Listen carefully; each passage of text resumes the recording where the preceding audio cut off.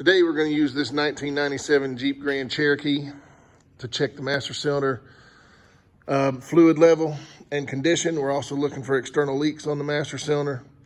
First, where is the master cylinder located? Most vehicles, the master cylinder is located on the driver's side, up near the firewall in the back of the engine compartment. Why is it there? Because on the other side of it, on the other side of the firewall, is the brake pedal. You got to have the brake pedal has a mechanical connection to the master cylinder to be able to push the master cylinder to stop the vehicle. Looking at this master cylinder, first thing I'm going to do is I'm going to take my light and I'm going to shine into it, and I'm looking to see how full it is.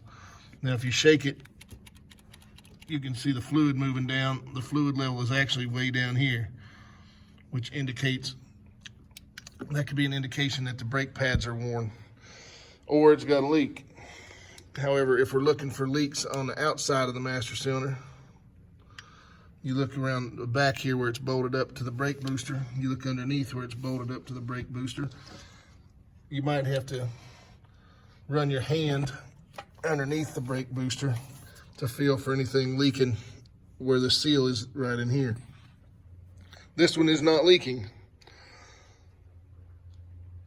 What I would recommend next, seeing it's not leaking and the fluid's low, I'd recommend a brake inspection. Along with that, if you pull the cap off and look down in the master cylinder, see how dark the fluid looks. That fluid is pretty dark and nasty. Now's a good time to recommend a brake fluid flush.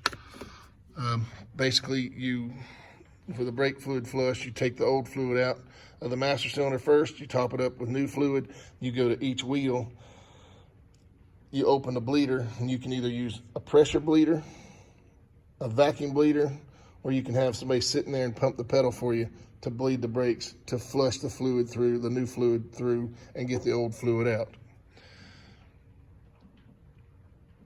Any questions? No? Good.